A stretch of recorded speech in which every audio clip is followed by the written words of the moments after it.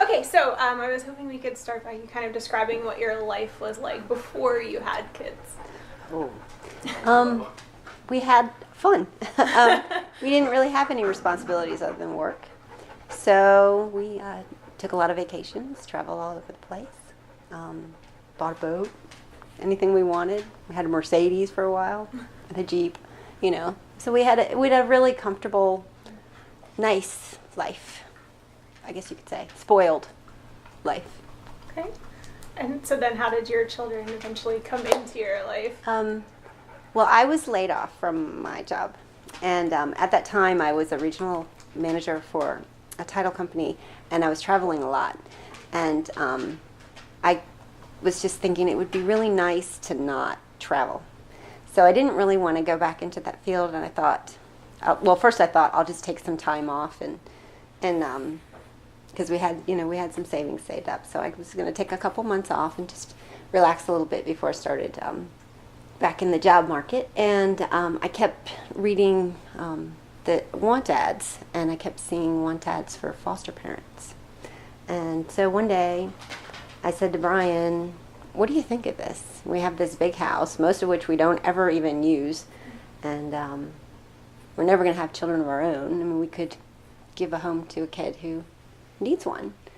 And so we looked into it a little further, took some classes. There were a lot of classes that we had to take. And we decided with the foster care agency that we would be the best fit for teenagers because we're pretty active. Brian's an athlete, and he's also a drummer, and he was in a bar band playing drums. And we were also in a praise band. I'm a pianist, keyboardist. So we were pretty active in music. So we thought that would be kind of fun. I mean, kind of, what do you think about what teenage boy doesn't admire a drummer, Or start like a family band. Yeah. So we thought that would be kind of neat. And the foster care agency, they agreed with us that we would be the best fit for teenage boys.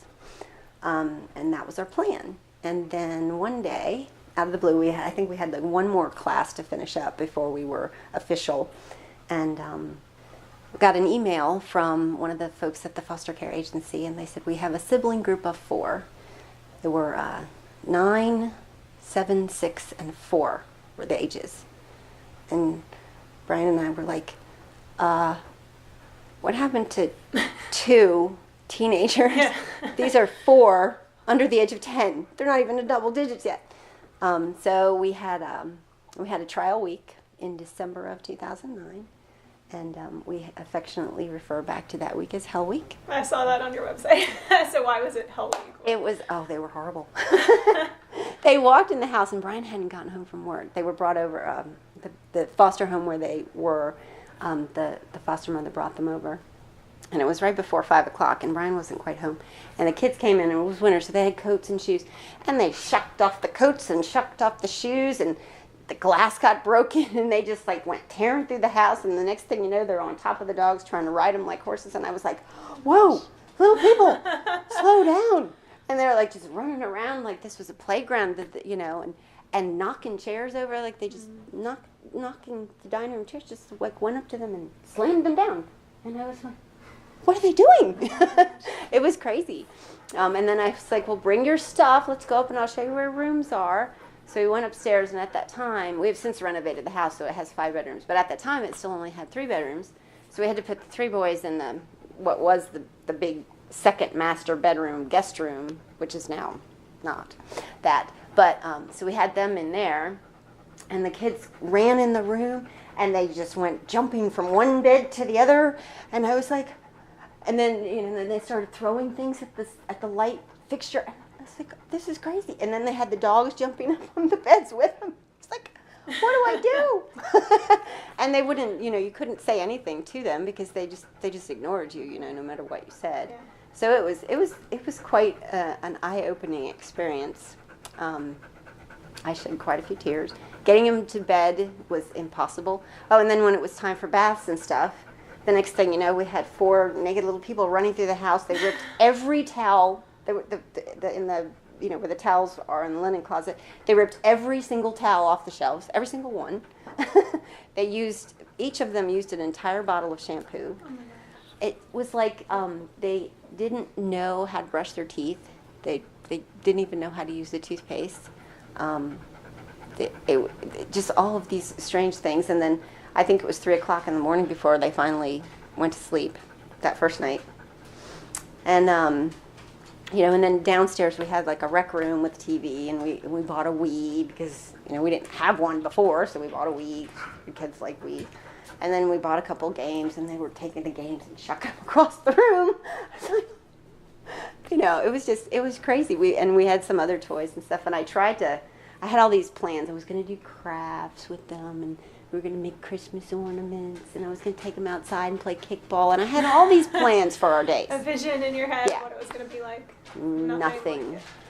And I couldn't get them. And this was an interesting thing with the bead art. I don't know if you've ever done bead art before. It's a craft where you melt the beads. You make the decoration, and then you melt the beads in it. Yeah. So the first year that they were here, I tried to do bead art with them. It lasted all of 10 seconds.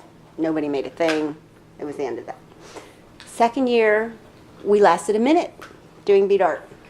The next year, we sat here for 20 minutes doing bead art. And the year after that, they spent hours doing bead art. So slowly, we've progressed. So we have an attention span, and we can focus on something for more than 2 seconds. Success in bead art. Yes, yeah, right.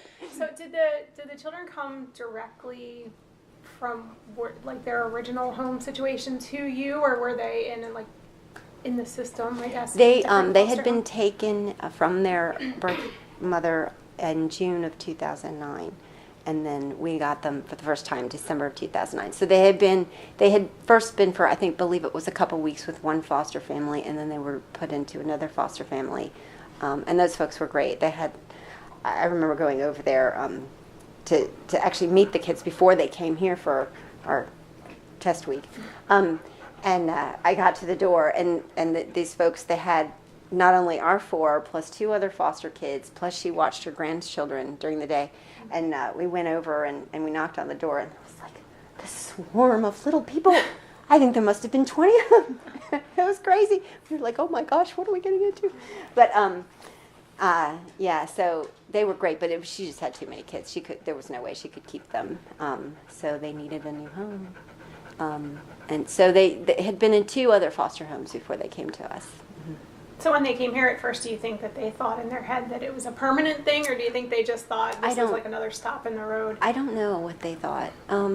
It's interesting because we didn't, at the time that they came to us, we didn't know about their background. We didn't know about any of the things that had happened to them. And but they weren't silent. They were very vocal about, and they would just talk about and tell these stories and say all these things. And we started having, we played this game every night at dinner. We called it Mad, Sad, Glad. And so we would sit at the dinner table, and everybody had to say something that made them glad that day, something that made them mad that day, and something that made them sad that day. And then the next thing you know, we would play this game, and these stories start coming out. Well, I was sad when I was thinking about this, what happened, and the next thing you know, your heart's just breaking, because it's story after story of just horrific things that no child should ever have to endure. I think that that's what got Brian and us to just, we couldn't give up. Yeah.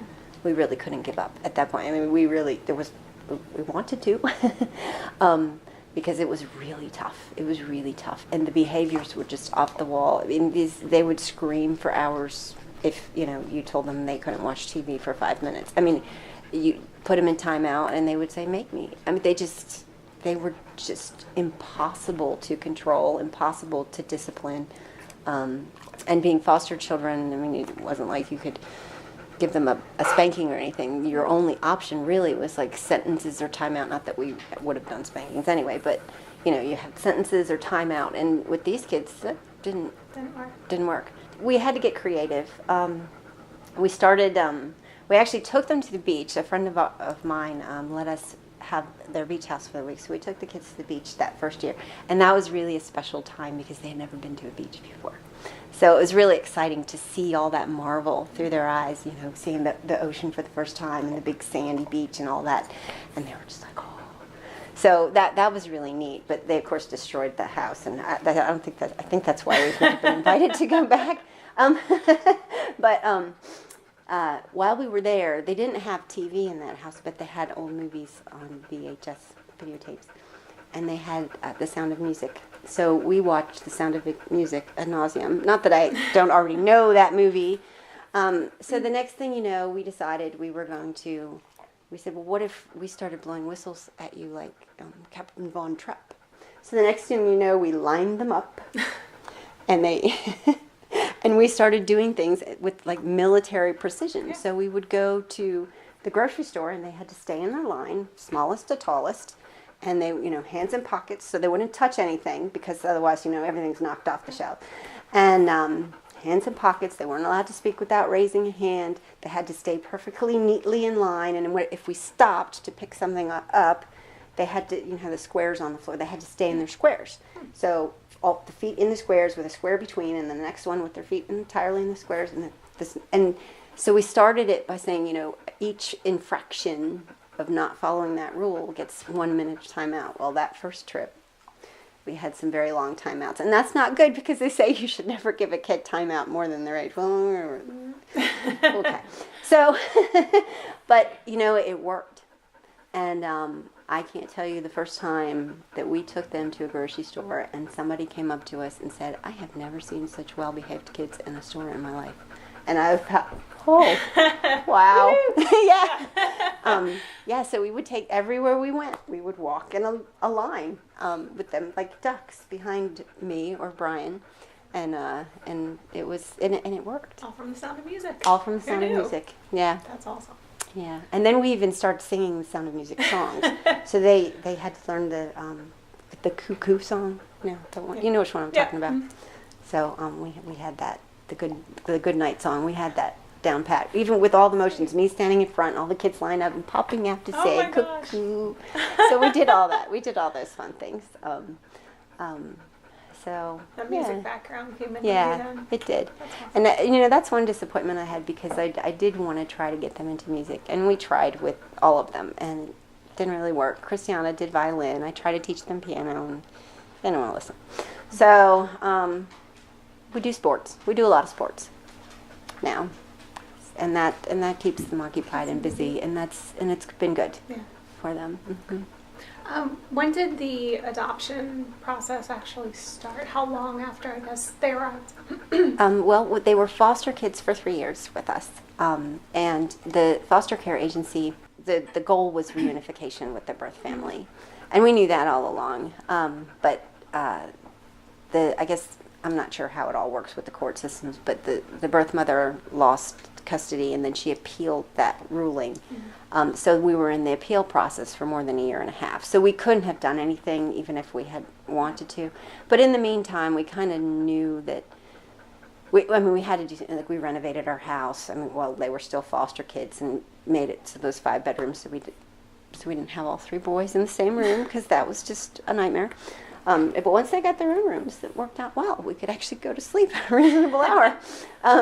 So we did all those things to keep them, and we always treated them like they were our own. We never treated them like we were going to give them back, or the kind of thing.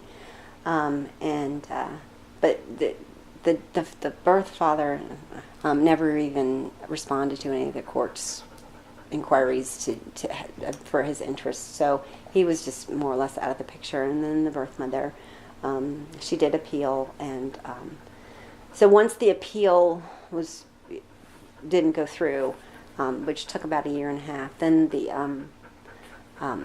foster care agency started to kind of push us toward, do you want to adopt, do you want to adopt? And I was worried at first, because one of the benefits of being a foster parent is that you get respite, meaning that the kids occasionally will go away for a long weekend with another foster care family.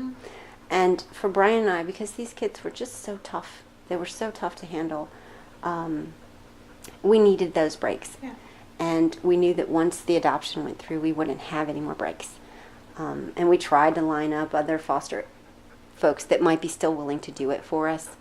And then, the foster care agency was worried about me, and they made it because they said it was a lot of stress, so they wanted me to go have some therapy of my own, which I did, and that was helpful. It was nice to be able to talk about the struggles and the pressure, and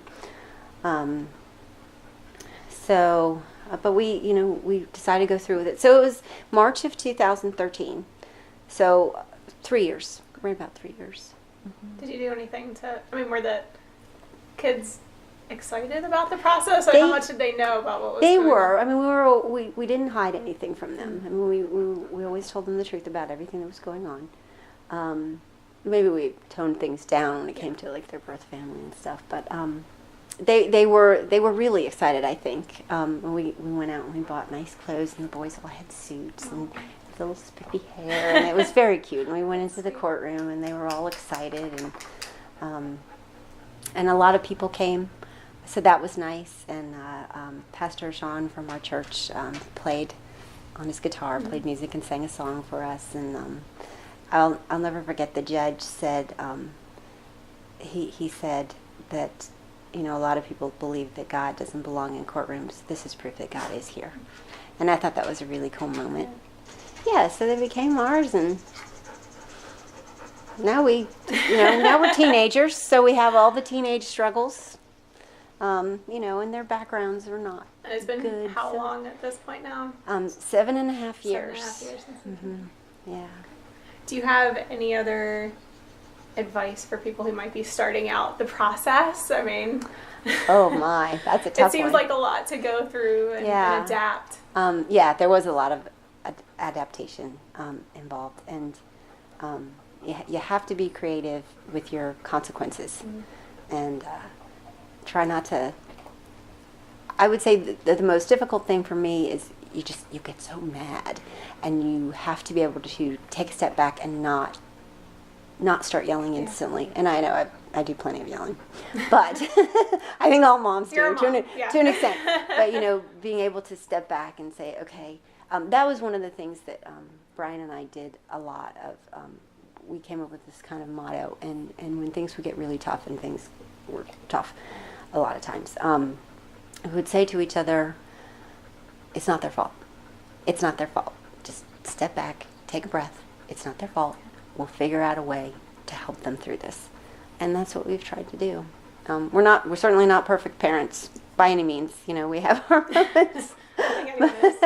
But we've tried our best to help them, and they're coming along. They're coming along. And through all of this, you're writing. Yes. Right? Yeah. How do you manage to write with? Right. Well, when they're not that's here, going on in your life. I can't write when they're home because I get mommed every Tuesday. Mom, mom, mom, mom. So I write when they're not here. So during school, they go off to school, and I get my laptop, and this is my office, my couch, and my laptop, and I sit here and type away. That's what I do.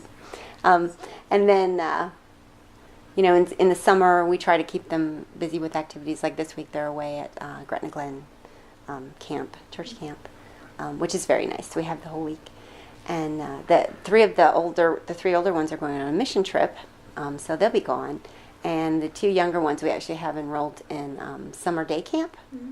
The second to youngest right now is not going to be going back to summer day camp, so I'll have him for the rest of the summer with the older two. And the older two, they're funny because they've learned if mom is, because they're here during the summer, so if mom is sitting on the couch and her laptop is open, don't talk to her because she will yell at you.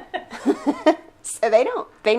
And because I've tried to explain it this way, would you call dad at work for this issue? And no. Then you have to pretend that I'm not home. You have to pretend you're here by yourself because I have to get my stuff done. So, it works. It works. So to talk a little bit more about the writing, I know you actually studied music in college, and then you had, I think it was over 20 years in the field you were in. Yeah. Previous to staying home. So how did the writing start? Well, it's funny because I've always had that bug in me, I guess you call it that. From the time I was a little kid, I was always writing stories. And even when I was traveling a lot, because I never could be comfortable sleeping in a hotel room. So I would stay up writing.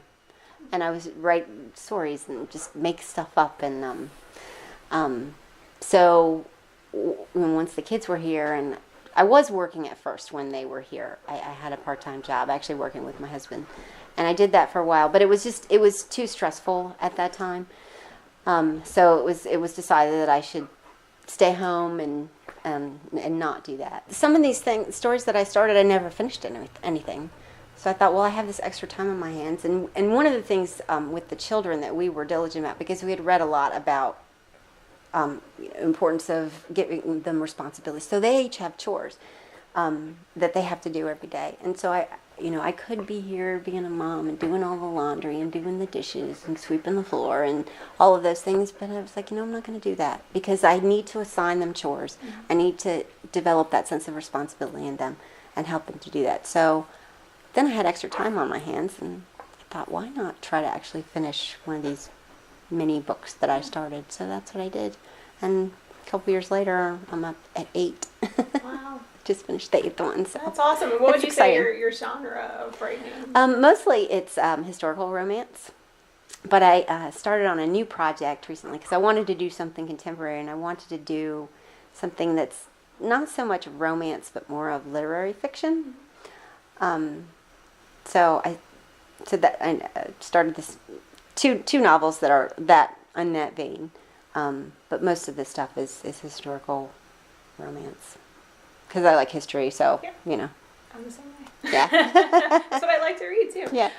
So how did the publication process work? So did you finish one book completely and then try to get it out there? Or well, it's really tough to get published these days. The rejection rate is like 99%. So I did query a bunch of literary agents, and I tried to go that route, and I was just getting rejection, and I don't know if my query letters weren't good enough or it's just the way it is. So finally, somebody that I know mentioned an editor who's actually local here in Pennsylvania, who helps people to self-publish. So I hooked up with her, and she's been phenomenal.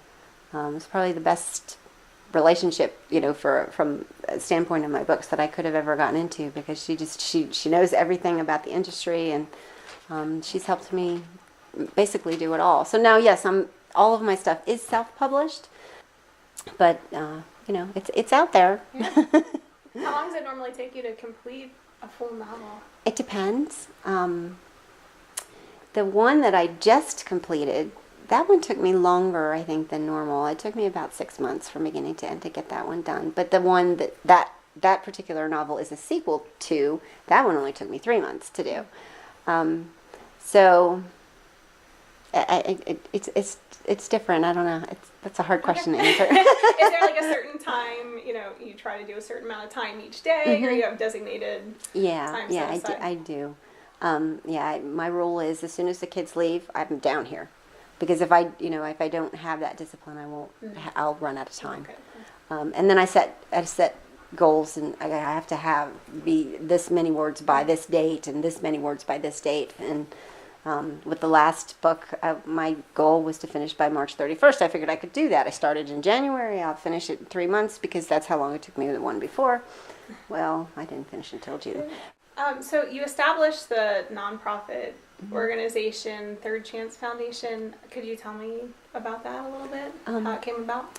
Yeah, well, what I was thinking is, when we got the kids, by the time that we adopted them, the oldest was 14, and I was thinking, about his future in college, and at that point we hadn't set up any kind of savings accounts for anything, or college fund accounts, and at that point, he's 14. He's got a couple more years, and even if we tried to set up an account, not much would accumulate in it, and there just isn't time. And I started thinking about, I wonder if there's other folks in that same scenario. Not so much foster children per se, but children who were foster children that became adopted, that when they were older, that they wouldn't have that opportunity, and maybe, give back to kids like ours in that way. So I looked into it, and I did some research on grants and for foster children and adopted children, and there are plenty out there, but there's nothing I couldn't find. At least I couldn't find. I don't anything that's specifically geared toward a child who was a foster child that became adopted like ours were. So that was the idea behind it. But I wanted to keep the scholarship fund open to any foster child or any adopted child, so it encompasses all. So they don't have to be the scenario of our kids, but it would encompass all.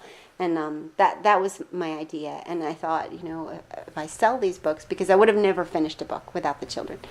If I sell my books, I'll just use whatever money for the scholarship fund. Yeah. That was my goal. So you donate all your proceeds, Yeah. right, to Mhm. the organization? Mm-hmm. And I think I saw on the website it's not just you now, isn't it? Is it multiple authors? There's a at this couple. point? Mm-hmm. Yeah, I would like to get more authors involved. It would be nice to have a big name author in there. So we haven't really accumulated enough funds yet to actually give out any scholarships, which is a little frustrating for me. But I also know that it's partially my fault because I haven't done enough to promote it, and I need to get out there and do more promotion. And that's tough for me because I'm a shy, not put myself out there kind of person. So I struggle with that. But that's what I need to do. How would do the children have to apply if they're interested, or how do you think you're going to select? Yes, who would get the I have a board of directors, and the idea is that once the applications from the children come in, they have to write essays, and then we would interview them, and then make choices based upon their essays and their interview, and decide that way. Who Is it something that other people, even if they're not writers, they could still donate to the? Oh, absolutely. Sure, absolutely. We would take donations. The idea is that if you donate something, then you get a book, a book of your choice. But if you don't have to get a book, you can just give money. That's fine too. Would they go to the website if they were interested in? Yeah, the best thing I think at this point is to contact me through the website, and then I would respond and we would go from there. Just to the contact bank, you can contact me or just email me, Elizabeth at thirdchancefound.org or Elizabeth at elizabethcourtright.com. Okay. Yep. Great.